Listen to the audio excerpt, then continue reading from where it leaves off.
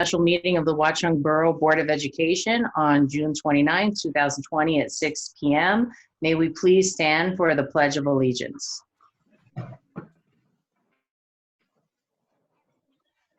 I pledge allegiance to the flag of the United States of America and to the republic for which it stands, one nation, under God, indivisible, with liberty and justice for all.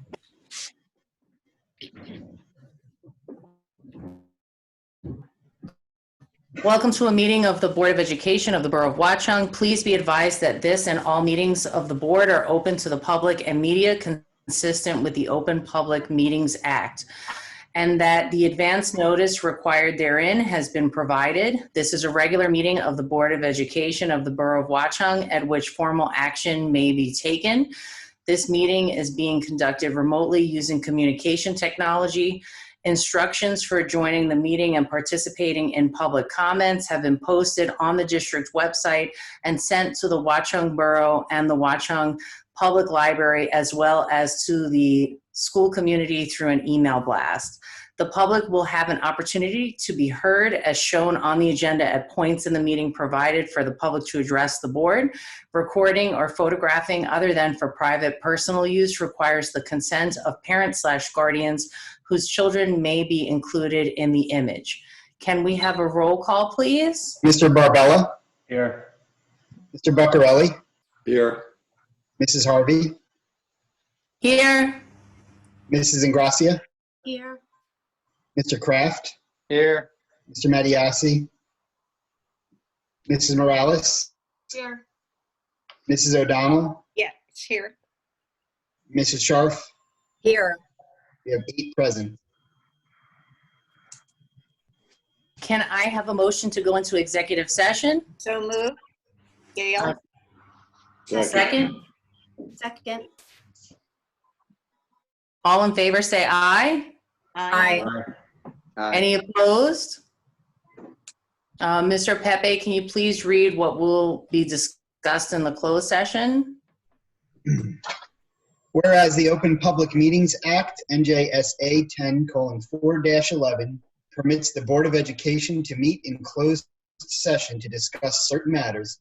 Now therefore be it resolved, the Board of Education adjourns to closed session to discuss pending or anticipated litigation or contract negotiation and/or matters of attorney-client privilege and specific prospective or current employees, unless all who could be adversely affected request an open session. Further resolved, the minutes of this closed session will be made public when the need for confidentiality no longer exists. This closed session may be followed by an open session where action may be taken. I'll see you guys in exec. Rich, we have a separate link for that in a separate email. You should have received a calendar invitation. Can you just put those in emails from now on? The calendar's a funky thing on this device. Well, the email should have come as an email. Okay, great. Thank you.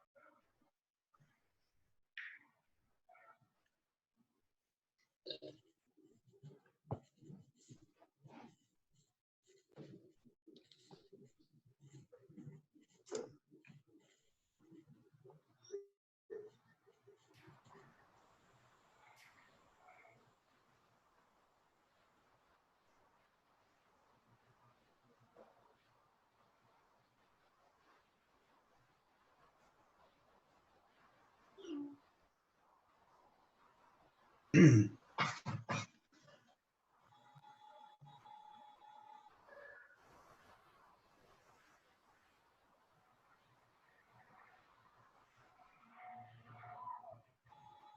are we doing, Rich? I'm waiting for Adam Kraft, Jennifer Scharf. I think Jen Sharp's on. She's just muted. No, I'm waiting for them to get unmuted so we can vote.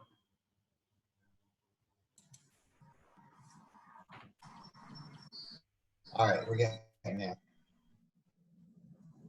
Just Adam.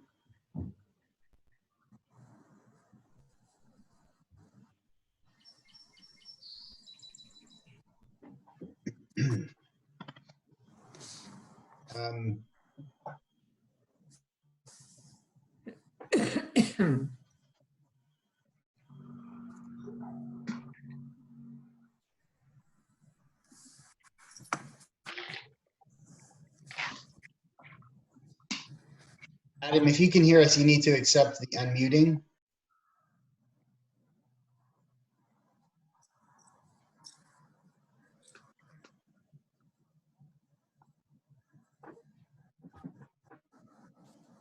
This is Harvey. Adam's not responding. If you want to begin, he might be just away from his computer. Okay. His dog is on.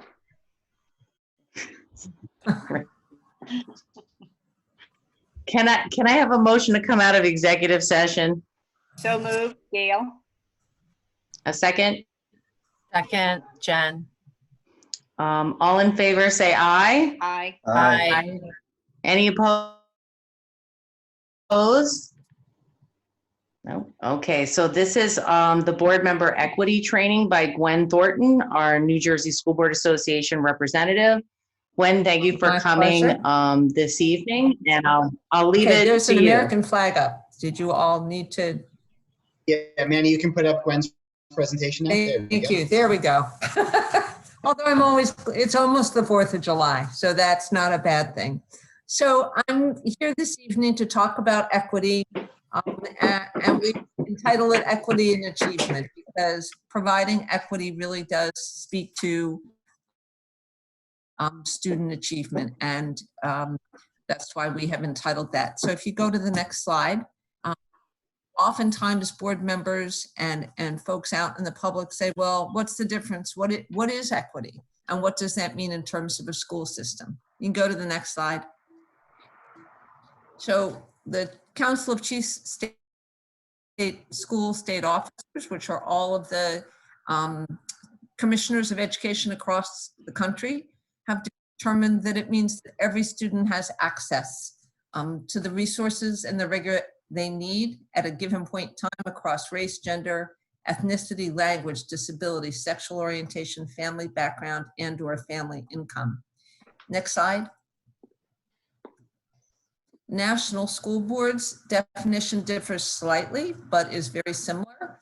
And it's the intentional allocation of resources, instructions, and opportunity according to need, requiring that discriminatory practices, prejudices, and beliefs be identified and eradicated. And I have this one up because this really does speak to the role of the board in this process. And that is that it's really part of your responsibility to see that you are intentional in your allocations of resources, instruction, and opportunity, that you do your decision-making through a lens of equity, meaning that you're going to eliminate any of those practices or prejudices that might in fact impede student growth and achievement. Next slide, please. So how do we differentiate between equity and equality? When I was the board member, we had 12 elementary schools, and I recall a discussion around our budget at one point where we were very excited that we were providing every single student at every one of those elementary schools with the exact same allocation of funding for supplies and materials. And we never really thought much beyond that, to be perfectly honest with you. One of those schools was a Title I school and had significantly greater needs in terms of the student population there. There were greater numbers of ELL students in that particular building. and there were a greater number of kids on free and reduced lunch in that particular building. But it was never a thought that there should be anything but an equal allocation, which was very short-sighted, quite frankly, on our part. But at the time, it was not something that was even discussed. So, the difference between equity and equality is really providing the same, which is what we were doing. And this goes back some 20 years, so I feel a little better about telling you that, versus providing what's needed. Next.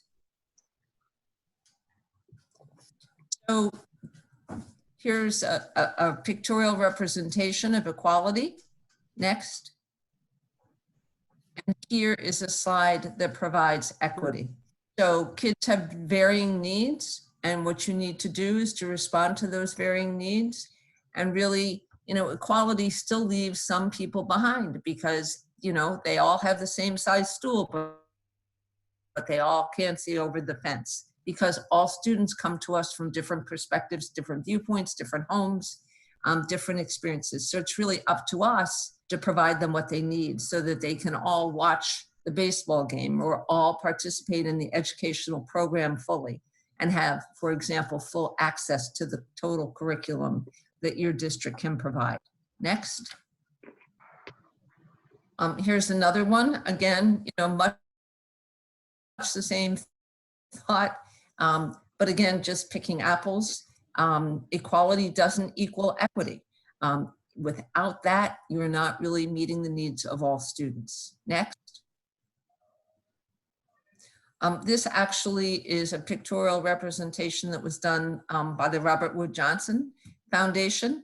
And again, it really does speak to providing what every child needs to be able to fully participate. So we're not just talking about the classroom instruction, but all of your co-curricular programming as well.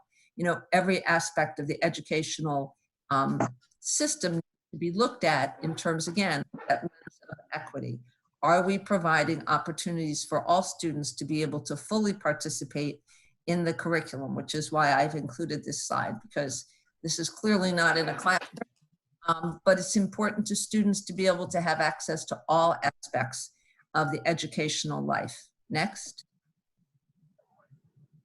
So, why equity? Why is that important? Well, a lack of equity will actually ultimately end in disparate outcomes. And over a lifetime, it can make a huge difference. So we are really creating opportunity gaps. Those gaps show up for students in graduation rates, in student grades and their GPAs, in access to AP classes, international baccalaureate classes, and high-level courses at the high school level. It shows up sometimes as overclassification in special education. In school discipline practices and policies, many districts have gone to restorative justice policies as a way of addressing those disparities.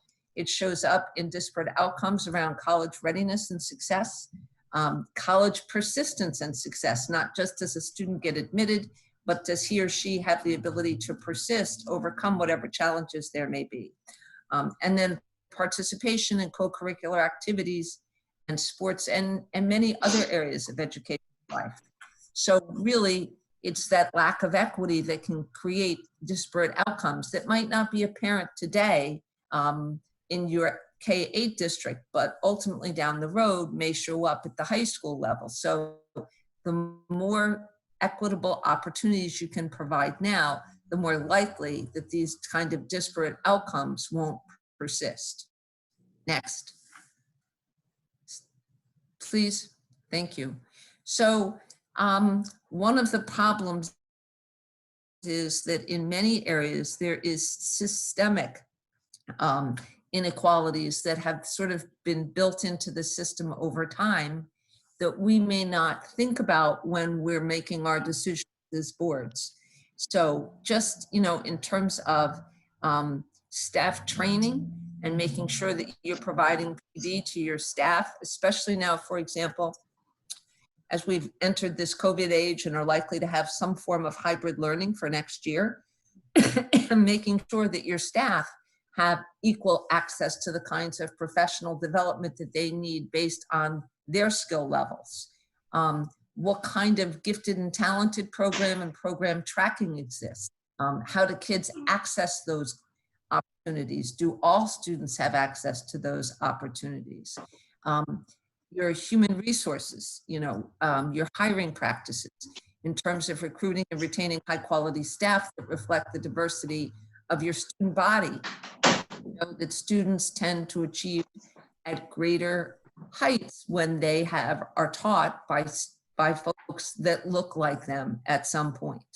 Looking at student-teacher ratios to make sure that those are equitable across the grade levels. Looking at school funding disparities and how you're allocating your resources. Now you only have the 2 schools, so that's probably a little bit less of a problem.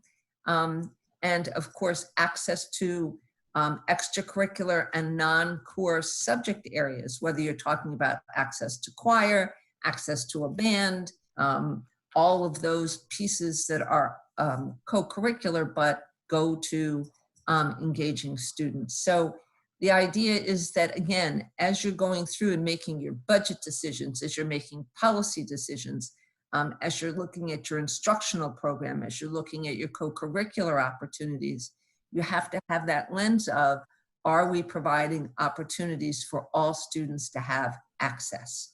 And additionally, because students come to it in different ways, we may have to provide some level of support for some students to be able to access those pieces of the curricular program over time so that they have that ability to have access. Next, please. Okay. It's very easy sometimes to look at it from a deficit focused lens and say, well, let's take a quick solution. Let's just do one thing and not another. It's much different to have a system focus because it really does require changes in values, approaches, relationships with people to do the work of solving these kinds of problems. So next slide, when I say deficit focus, if someone's not doing well, sometimes it's really easy. Can you go to the next slide, please? To say your blood pressure is too high. So we put somebody on blood pressure medication, they're broken, we fix them. So if somebody comes to you with a deficit, rather than looking at why that deficit exists to begin with, we just make the easy fix. Rather than looking at it from a systemic point of view, next slide, which is really a system focus. We need to change the system. If we drank more water, if we led a healthier life, if we reduce stress, for example, and exercised regularly, perhaps you wouldn't need the medication. So there's 2 ways to look at it. You can look at it as a deficit, or you can look at it systemically and see that you have to look at your system and figure out what needs changed within the system itself to ensure that those deficits and disparate outcomes don't continue. Next slide. So I showed you those slides before, and you will recall that on the first one, the kids couldn't see the baseball game because they had equal height stools. In the second one, they provided equity in that they gave them the right kind of stool so they could see. But the third image is really all about equity because the impediment, the barrier that sometimes is the system, was completely removed. And then no one needed a stool because those systemic barriers had been removed. So it's really that third image around removing the impediments for students that really is the true lens of equity. It's not just about the quick fix of giving someone, a stool to stand on so they can see. That's great, that's better, but it's not a total answer. The answer has to do with removing those impediments that are systemic barriers to equity that exist within our educational systems and within many institutions within our society, as we've been watching over the last several weeks, play out live on the television. And those kind of inequities are systemic. Next slide. So you might say, well, from a board standpoint, what is the legal basis for having equity? And it's actually in the administrative code that implements laws against discrimination. Title 6 and 7 of the Civil Rights Act, the Equal Employment Act, Title 9, which primarily has to do with co-curricular programming, the Equal Pay Act, and then Section 504 of the Rehabilitation Act and the IDEA are all some of the legal basis for making changes to the programs to ensure equity. So it is well grounded in law that boards of education are responsible for ensuring equitable education for all students. Next. So what does that mean for the board?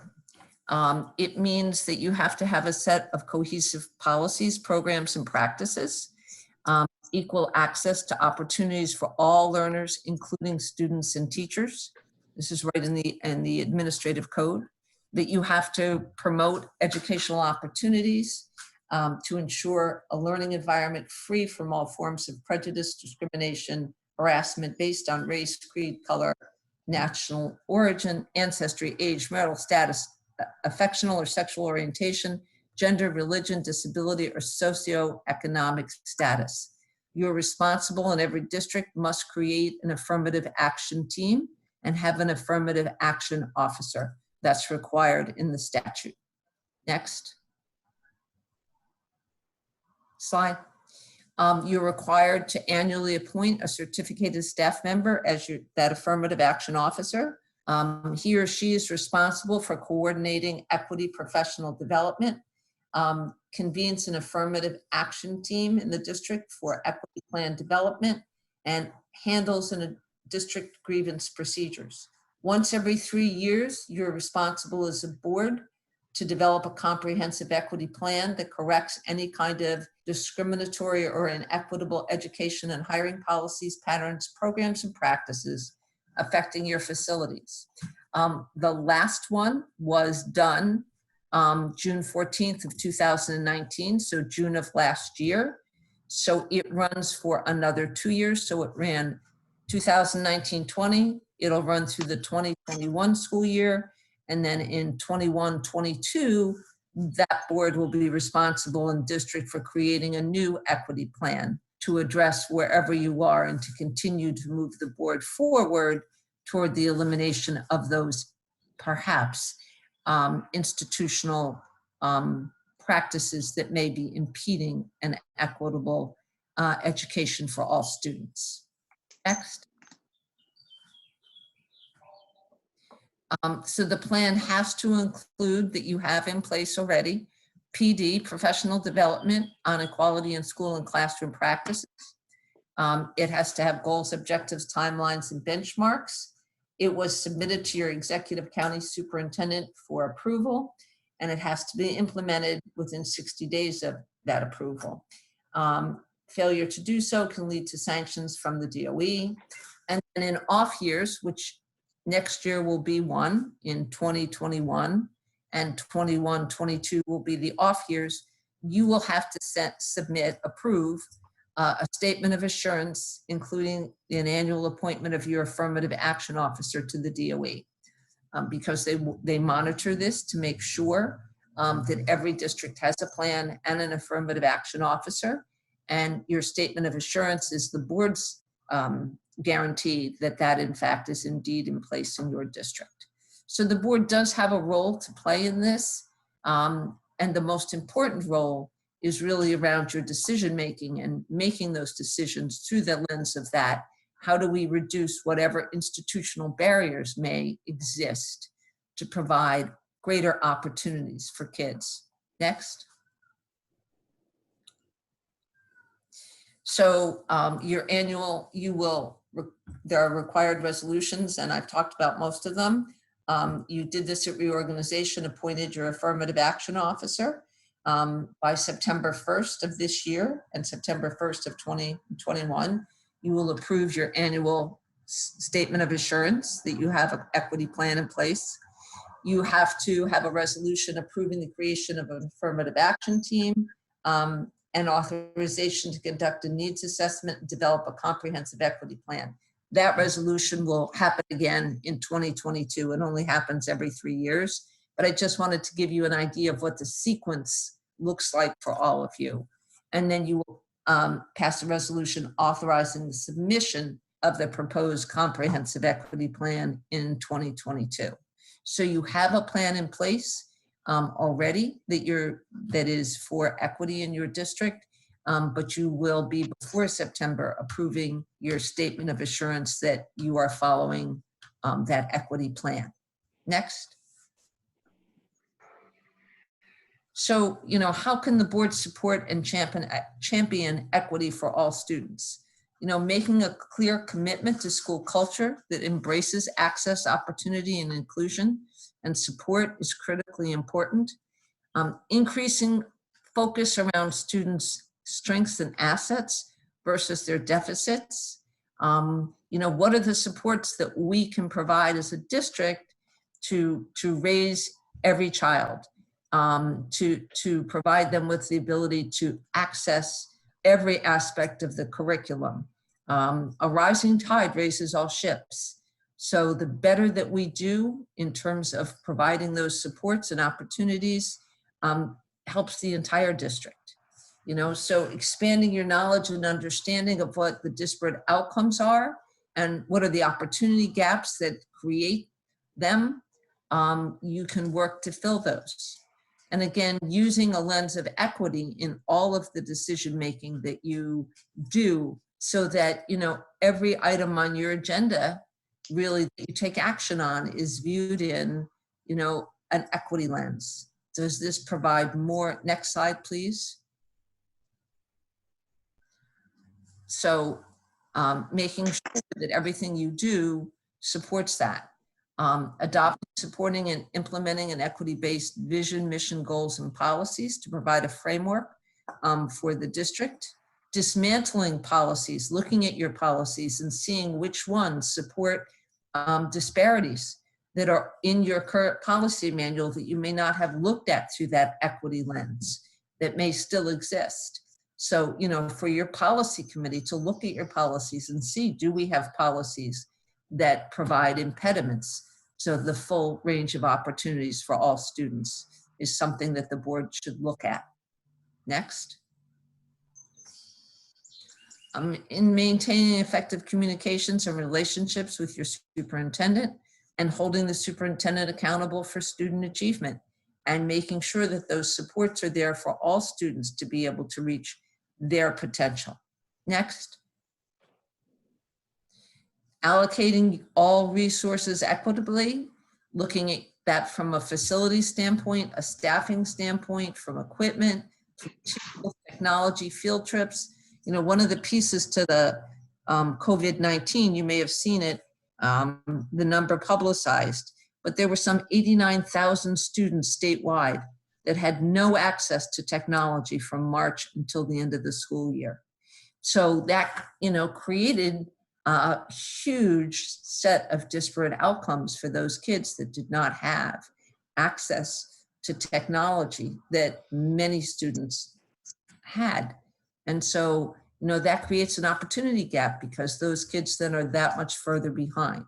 So looking at all of those things and making sure that we are providing the necessary equipment and materials, that we're providing the technology, that we are, underwriting in part if necessary, the opportunity for all students to participate in whatever kinds of field trips and co-curricular opportunities that are out there. Next.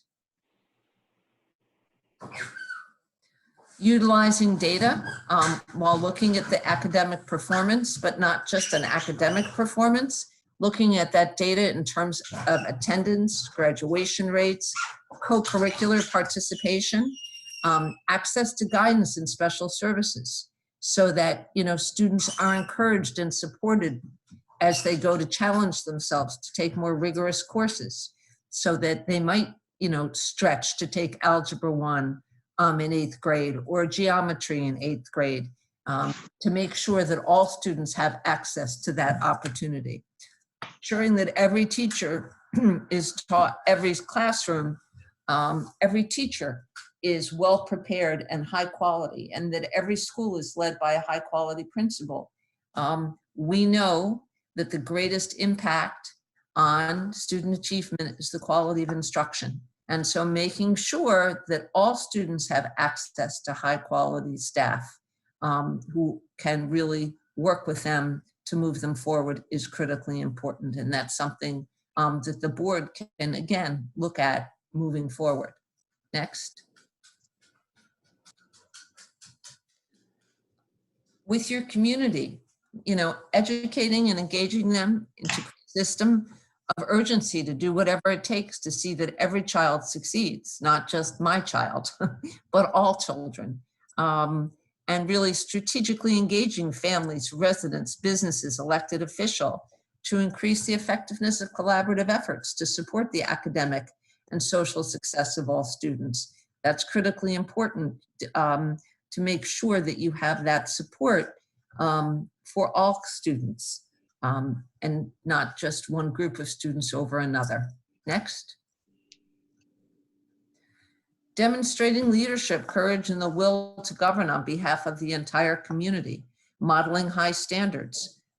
Sometimes, the kind of changes that need to be made in an institution are difficult and challenging. They may not always be popular, but making sure that your work plans really align with system improvement priorities and investing in your professional development, which you have done and are continuing to do this tonight, and annually engage in self-assessment.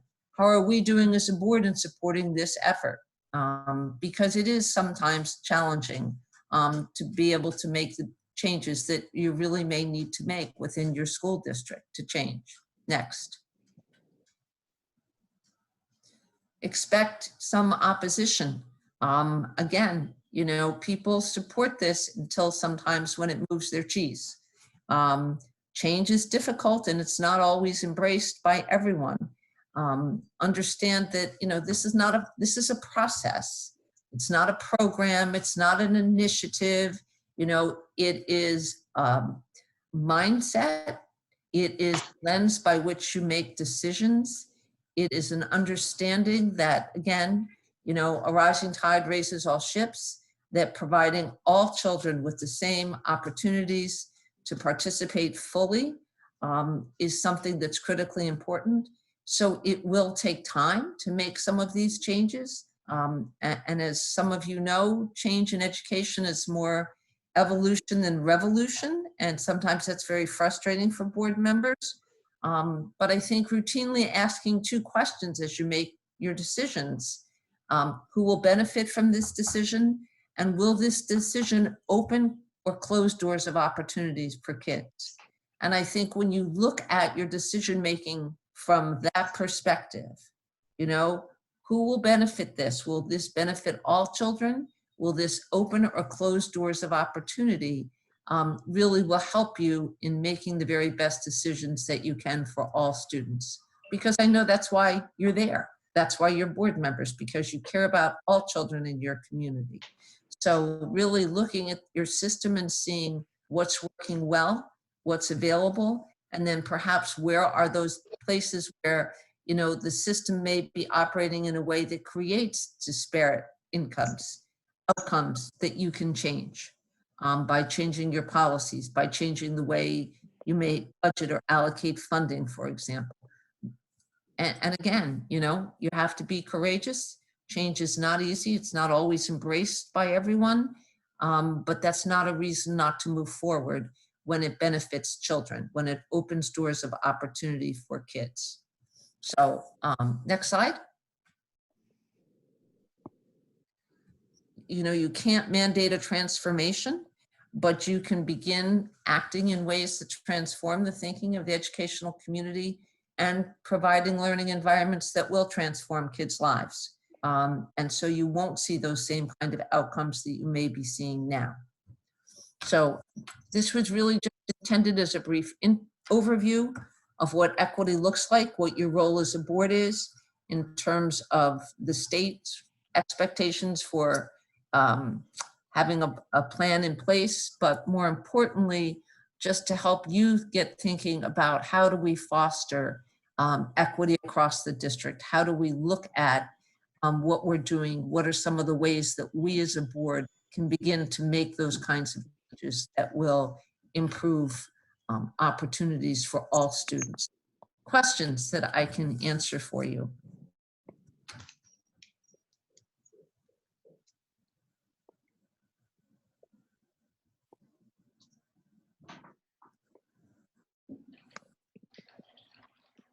All right.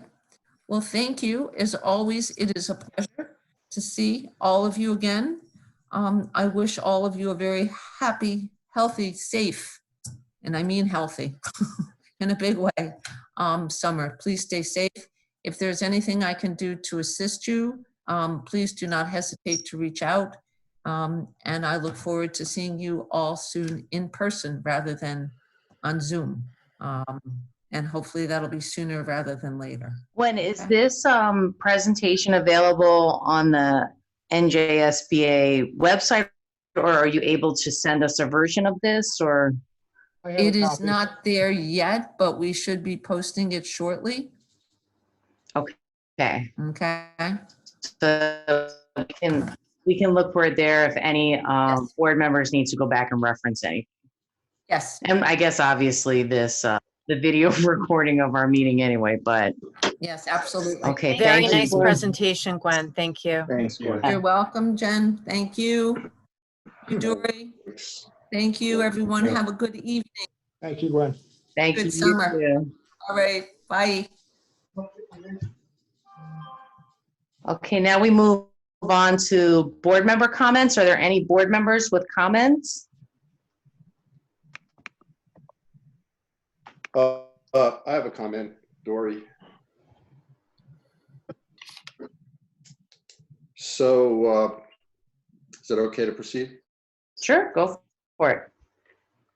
Yeah, just reflecting on this training we just had, which equity and achievement would not have been, I guess I wouldn't have associated that exactly with diversity and inclusion. I noticed that the town resolution is diversity, equity, and inclusion. So there's many, ways to describe this, but we talked about board goals last meeting, and I had suggested a diversity and inclusion goal and a specific one, which was sort of mirror what the Department of Education is piloting right now, which is an effort to hire diverse candidates as educators and administrators in our district. And we had a debate about it, and it wasn't like anybody was specifically against it. It was just more like, well, we didn't want to be that specific about what we're going to do. And we all decided that, much like this slide presentation, we would look at everything we do through a lens of diversity and inclusion, or equity and achievement, whatever phrase you use. But, in my experience, when you have sort of general kind of ideals, you often don't make a lot of progress, because people just say, oh, we do everything that way. So, nobody really has a specific target. And so one of the ones I wanted, was that, but it occurred to me that what happened afterwards really moved me. We had a really sort of intelligent, articulate, poised, and courageous, in my opinion, middle school graduating student come and talk to us during the board comments section. And she said a couple of things which really resonated with me. One was, I'd like to see the curriculum reflect more about either Black history or a diverse history, rather than just during Black History Month, learn about one person or have one class, but also about, classes about racial bias, etc. And then the next thing she said really hit me. And she said, I'd like to see teachers, educators, administrators that look like me. And I just kind of felt it in my gut that, maybe I gave up too early or something like that. And I was just thinking about it, and I said, okay, well, listen, the board made the decision, the goals are the goals. But the one thing I would ask, I went to the internet and I looked up Watchung District, and I couldn't find anything recent. I have something from the 2017-2018 school year on publicschoolsreview.com. And I don't know if this is right or not, and so I'd look to the administration for this. Watchung District, percentage of Asian students, 21%. Percentage of Hispanic students, 10%. Percentage of Black students, 6%. Percentage of white students, 59%. And percentage of 2 or more races students, 4%. And so there was nothing I could find about the percentage of, the demographics on educators or administrators. So all I would ask, I'm asking for this. People may disagree with me, but I just think it's, kind of easy to do, is for the administration to maybe next meeting, and then maybe every 3 months, every quarter after that, just show us the facts. What's the makeup of the student body, and what's the makeup of the administrators and educators? And that's it. That's my simple request. Just facts, and people can make of them what they want. Thank you.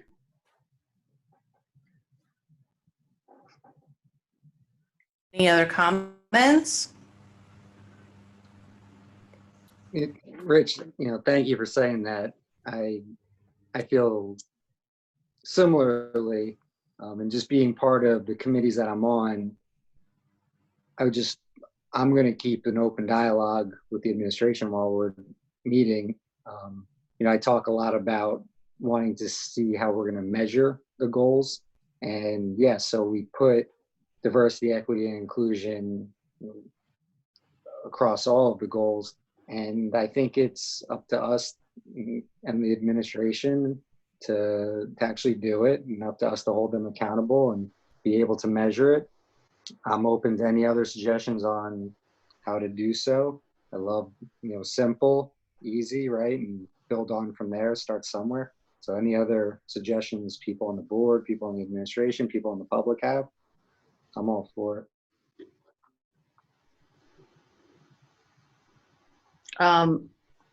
I just wanted to say too that after I heard Callie speak, I kind of felt the same way, Rich. I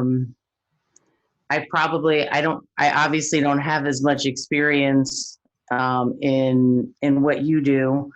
And, I kind of took it as a challenge to make sure that we have action items within every goal that also represented diversity and inclusion. But I also have started a dialogue with most of the committee chairs. I didn't, unfortunately, get to Gail yet, which I will, Gail, I'm going to get to you. But I did have a conversation with them and also the superintendent about, how we can, either pull certain, let's say, policies to review them, how we can have this discussion in our committee meetings, in hopes of being definitely more transparent with the community about things that we're doing well on, and then obviously areas where we have found that there definitely needs to be some improvement, and then how we're improving that and how we're going about it.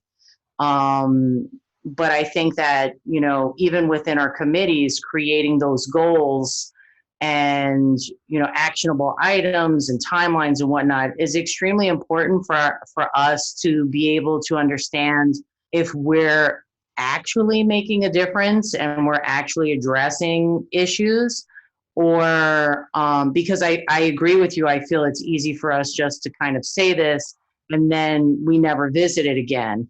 So, and I agree with Adam as well. I mean, we're the ones who are accountable for all of this. So I guess, long story short, I absolutely agree with you. And, you know, myself as just one board member, I've just contacted some committee chairs to try and start getting us moving, you know, in that direction. So that, you know, we continue to be vigilant on finding those areas that we have to improve upon, because there are going to be areas where we're not doing or we're not being successful and we can do better. So, and then just making sure we report back to our community about it, I think is important. And it's good to be honest about those things. So. Yeah, let me just be clear. I don't know the facts. All I know is what I read on the internet. So that's all I'm asking for, from the horse's mouth, right? From the administration on the demographics of the student body, the administrators and the teachers. Gotcha. Thanks. Any other comments from board members? Okay, superintendent's remarks. Thank you, Mrs. Harvey. I'll begin with CUSAC. After I gave the CUSAC update at the June 15 meeting, I received documents from the state confirming our scores as reported by the county and officially deeming the district high performing. These documents are on the district website under CUSAC information. And again, the scores were as follows: operations 100%, fiscal 96%, governance 95%, personnel 95%, instruction and program 91%. Thank you again to the CUSAC committee, but really everyone in the district should be proud of their contributions that led to these fine scores. We will not have to go through the CUSAC process for another 3 years. I'm required to report this by the state, and that's why I did it. I didn't know when we were going to get this update, but I'm glad I gave the update June 15th, and I was very pleased to get the confirmation soon thereafter. With respect to the modified 8th grade ceremony, which we talked about at the last board meeting, Principal Kidd sent out a survey, and in response, we received 50 responses from 37 parents and 13 students, represented basically a 37% percentage of the surveyed population. There were only 6 of the 50 respondents that said they would not participate. So as indicated in the survey, we plan to hold the modified promotion ceremony on July 14th at 6 p.m. We'll follow the health and safety protocols outlined on the survey, but we also have concerns about anyone who will have recently traveled to any states that are seeing surges in cases. So we want to pay close attention to that. More information will come from Principal Kidd about the details of the ceremony. As everyone knows, we finally got the state guidance on Friday afternoon for prospective reopening plans. The document is 104 pages long, and we've been going through it carefully and outlining the important elements. We're planning for in-person instruction to the extent allowable. We'll be following the guidance, of course, and establishing the appropriate committees to facilitate a comprehensive planning process. Though it's too early to determine the exact nature of the protocols, we are taking the health and safety guidance very seriously. We'll have to put in place significant protocols for health screenings, procedures for temporarily isolating anyone who becomes symptomatic while in school, and contact tracing. We'll be working closely with our nurses and public health officials, and we also will be collaborating with the county superintendents and the county office of the Department of Education. In-house, we have built up a reserve of cleaning supplies and PPE and are developing a plan for additional purchases. We also are considering strict protocols regarding bathroom usage, and we'll continue to educate our students on the importance of good hygiene and hand washing. We'll be improving signage around the buildings and making hand sanitizer available in key locations. We have even looked into a consultant to possibly ensure that we're doing everything possible to make sure our students and staff are safe. The social distancing requirements in the guidance creates some real challenges in the classrooms and on the buses. To comply with the restrictions, we have to consider hybrid scheduling models that may include AB days.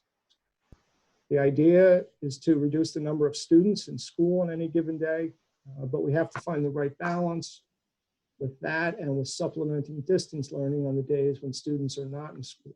There's plenty to consider here and more research certainly is needed. We also have to be prepared for a return to full virtual instruction.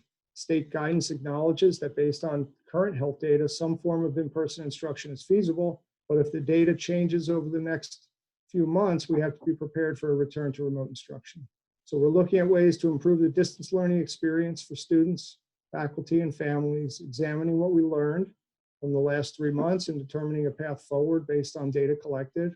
We're examining the best way to coordinate any necessary training for staff and devising ways to roll out improved instructional support for families. We also are considering the challenges associated with a flexible curriculum and adding a more in-depth focus on social and emotional learning. As evident from the agenda tonight, we're taking steps to ensure that special services are being provided over the summer for the ESY program and in preparation for the fall. We're developing surveys for families and staff, which will gather feedback on the health and safety protocols, in-person instruction, hybrid scheduling, and distance learning. We'll be working closely with the board and with the school community to make sure we're doing everything possible to create a safe learning environment and to get back to school.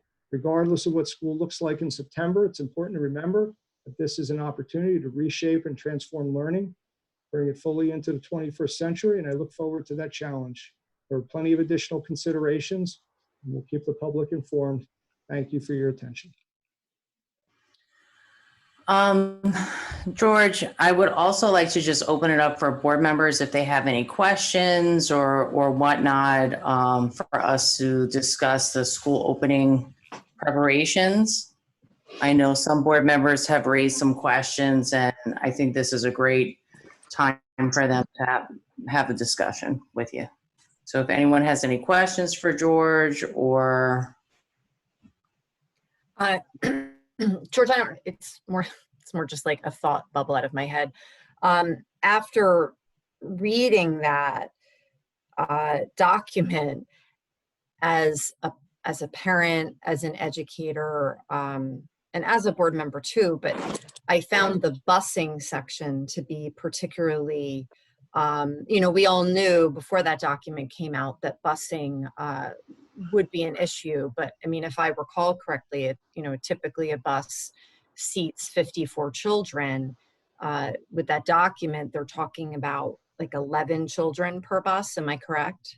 They said 11 if you seat the students, one in a row and skip a row. They also suggested that you could, if you put other precautions in place, that you could double that to roughly 22 students. Right. But then they're talking about taking the time with the routes to sanitize the buses, right? Between Valley View and Bayberry. Lots of challenges. Yeah, I mean, just really, really overwhelming. And I guess where my head is at, and my head was certainly here before this happened,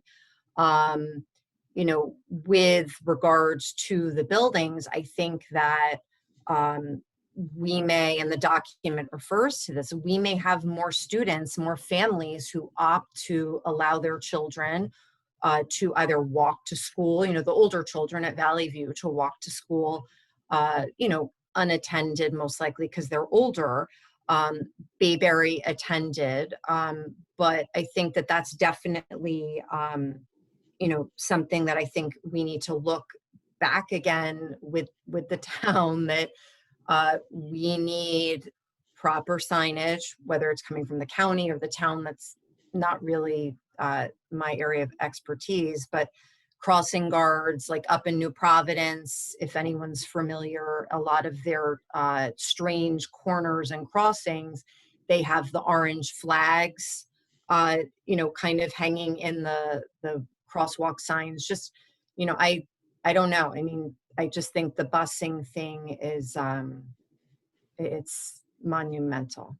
Transportation is a huge issue. It absolutely is. Well, there's Um, probably 100 huge issues. Mike, I'd be just curious about, what are we doing to get the governance structure that has been, actually required by the state in process would be, because there's going to be 100 of these issues to talk about. But I think what the next step is these committees and the governance structure. George, what are we doing with that? When you say the committees, which committee, you mean our existing committees or committees that the state has suggested that each school district create? The latter. Okay. The reentry committee And the pandemic response Yeah. team. and the They've pandemic response recommended teams. yes, the reopening restart committee, they call it, for the Yeah. district level, and the pandemic response teams, because they're well aware too of, what may happen as soon as someone becomes infected and what kind of response that needs to be put together. But, it encompasses, as you mentioned, so many different issues that it has to be tied to not just the conditions for learning, but also and making sure everything is safe and properly people are properly distanced, and there's proper disinfectant being used routinely, but also the conditions for learning in terms of instruction. So there are a whole range of challenges. So we will be putting together a committee, as prescribed, as I mentioned earlier in my comments, and then we'll need to look into putting together the pandemic response team committees also. George, it also, and I don't recall what page this was on, the document also referred to the option of having like a subcommittee of that. It's a restart committee that strictly focuses on the special needs population to kind of just hone in and look at how, how IEPs, 504s, things like that are being managed during this time. Yes, there's that section, and that's in section 3. And I forget the page also. But yes, no, we're well aware of that. And that's why I mentioned some of the steps we've taken recently to make sure that we can not only run the ESY program, but also conduct all the evaluations and IEP meetings that we don't typically have to do over the summer. But now we have plenty to do, and the board is making the investment and allocating the resources so that we can do that. But we also have a whole range of other issues to talk about and to consider on the restart committee and in in the process going forward. That's a good point. George, I would say for the restart committee that I'll just for any board members who are interested in being a part of it, just please let me know. And then I'll notify the board as to which board members have been put on whichever committee. Obviously, if there's a subcommittee for special education, which I think might be a good idea since we have a director of special services, that could be, an additional place for board members to participate in. My understanding of the pandemic response teams, that is that necessarily for board members to be a part of, or I was reading that one and I was sense from reading the guidance on that. Right. I thought it was committee. Yes. Right. That's what I figured too. So for the board members, they can definitely let me know who's interested, and then I'll reach back out to everybody as to who's on which committee. But I'm more interested too as to, because we already, I guess, have a process for that. I'm more interested in, the local residents, the community members, parents, students. How what do you feel would be the best way to reach out to individuals to kind of survey them to find out who we're going to incorporate onto those committees? Well, we can include that on the survey, or we can take recommendations from the administration or from parent volunteers who want to reach out. Certainly, board members can reach out directly to me to let me know your interest in being part of that committee. But that's one thing we have to determine, and I'm hopeful we can get that survey out soon to parents to give us some, basic background data, because Jen brings up a good point. I mean, we have to determine whether or not, families will be comfortable putting students on the buses, and, knowing the challenges that we have. There are also suggestions in the guidance about the board reconsidering courtesy busing and some other things. But Jen talked a little bit about that without mentioning courtesy busing, but that's the net effect that was being suggested by the state. So it's a good topic of discussion for the board and for the committee. And I would think too, I mean, this is due August 2nd? Is that right? Well, the way it's written, it says that families should be notified 4 weeks in advance of the start of school. Okay, so I guess that means we have to move rather swiftly on this. And also too, I just wanted to stress in certain parts of it, it said that we need to make sure that there's gender and racial diversity on the committees. It's from the community. So that's something that we have to pay attention to. Does anybody else have anything they want to discuss? Just one thing. So George, if we have the community divided on sending their children to school or to do distance learning, what would we be providing, or what would we be able to do if we had students staying home and we had to do distance learning, and then those that, yes, my child can go to school? What can we do? That's a great question, Gail. And when I mentioned earlier about the possibility of a hybrid schedule to reduce the number of students in school and number of people in school so that you can practice social distancing, the next question is, well, what do folks do on the off day? Because there's a challenge there. It's not just like giving homework to students, because the teachers will be in school teaching with the other half of the students. And then we don't have direct technological communication or distance learning going on with the other students. So these are all questions they're good questions, and these are all things that have to be figured out. And I think everyone is raising these same questions across the state, and but they're important discussions to be had. George, the other thing that I think might be important is to, if we're able to create the survey, definitely in another language for I guess the most other common language that's spoken in our area might be good, just so we can reach out to those families as well.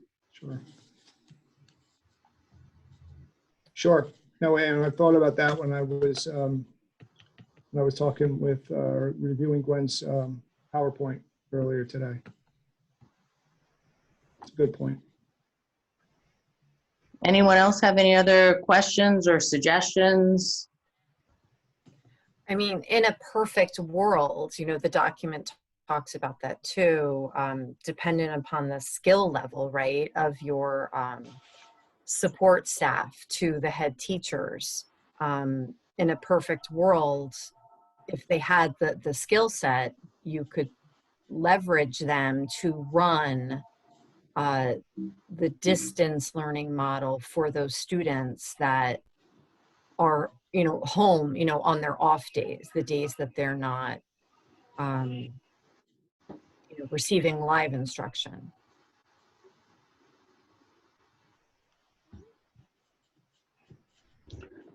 Okay, so again, any board members interested, please just send me that information, and then I'll send it out to you, George.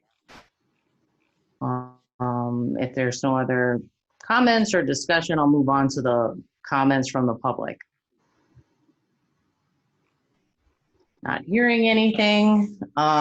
This is the comments from the public for agenda items. We welcome input from the public. There are 2 times during the meeting when the public is invited to speak. The first opportunity to comment on agenda items only is now. The second opportunity for public comment is towards the end of the meeting. Total time allotted for public comment is 30 minutes. Before you make your comment, please state your name and address. In the event it appears the public comment portion of the meeting may exceed 30 minutes, the presiding officer may limit each statement made by a participant to 3 minutes duration. Our public forums are not structured as a question and answer session, but rather are offered as opportunities to share input with the board. In instances where the board feels a response is needed, the presiding officer or superintendent will address the comment. New Jersey statutes do not permit the board to discuss personnel or hiring in public session. Should not be used. Mr. Pepe, will you read the statement due to recording of this meeting? Members of the public should consider their comments in light of legal rights of those affected and identified in their comments, and be aware that they are personally, legally responsible with potential liability for comments that they make to the board. The board shall not be held liable for comments made by members of the public.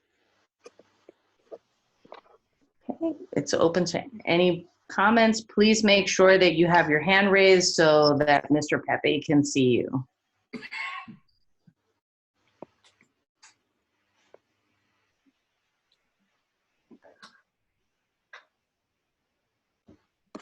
Just as a reminder, we've put up the document that shows how to raise your hand. If you've not done this before, you'll open up the participants box, and at the bottom right, you'll see a button that says raise hand.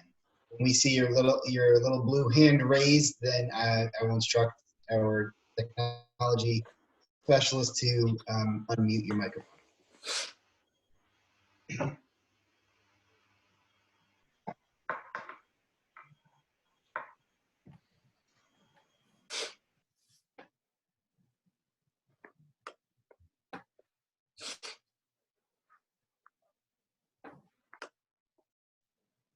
Anyone? Rich or no?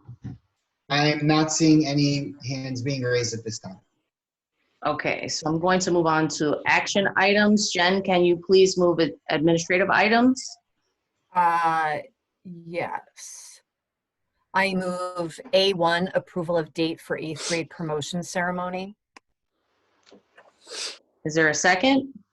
Second, Gail. A discussion?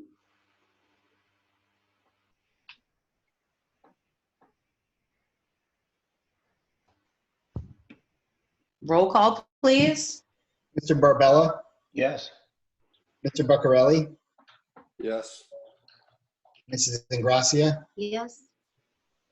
Mr. Kraft, Yes. Mrs. Morales, Yes. Mrs. O'Donnell, Yes. Mrs. Scharf, Yes. Mrs. Harvey. Yes. I'm just making sure Mr. Madagassi still is not present. Yeah. Okay, motion passes. Gail, can you please move personnel items? Yes, personnel. B1, appointment of Bayberry grade 3 leave replacement. B2, appointment of Valley View science leave replacement. B3, approval of step increase for tenured Bayberry teacher. B4, approval of certified staff participation in IEP meetings. B5, revised child study team members meeting for summer 2020 case management. And B6, approval of additional speech and language specialist for ESY 2020 related services. Can we get a second? Second, this is Jen. Discussion?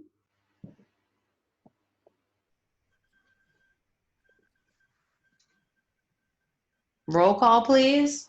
Mr. Barbella, Yes. Mr. Buccarelli, Yes. Mrs. Ingracia, Yes. Mr. Kraft, Yes. Mrs. Morales, Yes. Mrs. O'Donnell, Yes. Mrs. Scharf, Yes. Mrs. Harvey. Yes. Motion's passed. Okay, operations. Rich, can you please move operations items? Sure. C1, approval of payment of bills. C2, approval of transfer of funds for 2019-2020.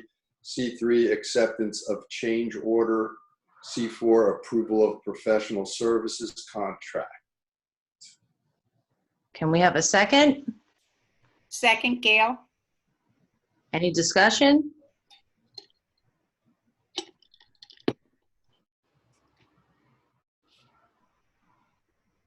Roll call, please. Mr. Barbella, Yes. Mr. Barcarelli, Yes. Mrs. Ingracia, Yes. Mr. Kraft, Yes. Mrs. Morales, Yes. Mrs. O'Donnell, Yes. Mrs. Scharf, Yes. Mrs. Harvey. Yes. Motion passed.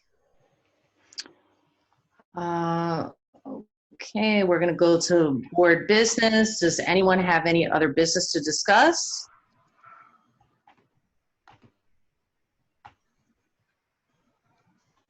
Since there's no business, I will go to comments from the public on any item. Please just remember to state your name and address before you make your comments, and just raise your hand so Mr. Pepe can see that you would like to say something. Okay, man, you can unmute Michelle Hussein.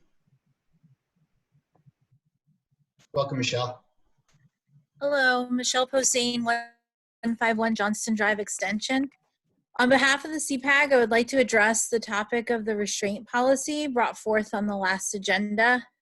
After voicing our concerns about passage of this policy, our executive board was able to meet with Special Services Director Detoda. After much consideration, the CPAG still has the following concerns.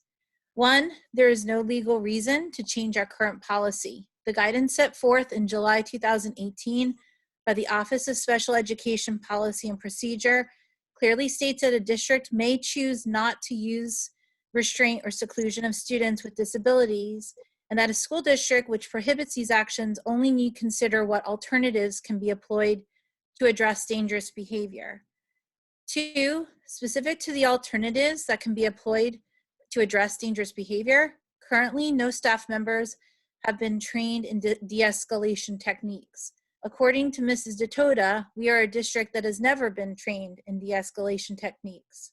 To go from a no restraint policy to a policy of blanket restraint without exploring the alternatives is like throwing away your $1,500 iPhone before you call Apple support. You are missing crucial pieces of the puzzle that could help support students and teachers and prevent this district from being sued, teachers being personally held liable, and most important, students from being subjected and witness to an adult putting hands on a child. Third, by her own admission, Mrs. Detoda said that the amount of times physical restraint has been needed was minimal. When we asked if de-escalation training, had it been provided to teachers, could have reduced the number of these situations when they arose, her response was, in one instance, had the environment been set up different, she believed the outcome would have been different. 4, the reasoning of every other district has one of these policies doesn't mean that this type of policy fits ours, particularly when it comes to the historical context of how special needs have been addressed. Further, when examining the policies of ascending districts, we found that Long Hill's policy is not specific to students with special needs, rather a policy that covers the entire student body. This policy is extremely detailed in procedures, safety requirements, and training. It does go on to address the need of a doctor's authorization for a special needs student to be subject to seclusion techniques. 5, when we asked what students would the policy cover, i.e. just students with IEPs or students with IEPs and 504s, we were not provided an answer. We believe that many parents in this district would be shocked to know that their child who receives speech therapy may now be physically restrained if this policy was implemented. 6, there is no plan to address the emotional and mental impact to special needs or general education students should a child be restrained by an adult. It is because of these concerns that we cannot support this policy as proposed, and if it is revisited on any further agendas. It is our thought that while every avenue must be explored to make our district inclusive of all students, there will be times that the district will not be able to service the needs of some students, and alternate accommodations for that student should be taken.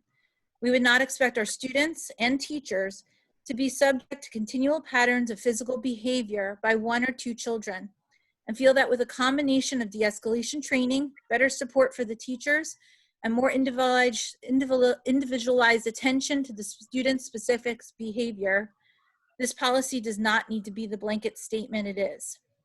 In regards to the state's call for restart committees and pandemic response teams, we are concerned that the planning for special needs students will require extensive work on IEPs, 504, and therapy plans, as well as resources and tools not on hand, all in a very short period of time. The CPAG is looking forward to being a partner with administration and teachers in the development of planning for the return to school. Thank you. Thanks, Michelle. Thank you. Are there any other comments?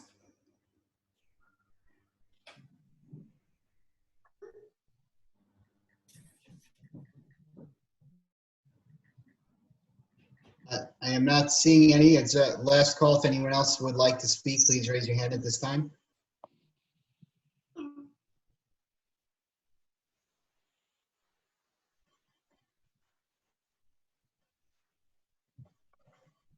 Mrs. Harvey, I'm not seeing any more hands raised. Okay, thanks. Can I have a motion to adjourn? So moved. Gail? And a second? Second, Jessica. All in favor, say aye. Aye. Any opposed? Thank you for joining us this evening. This meeting is adjourned. Good night, everyone. Good night, Good night. everybody. Have a good night. Right.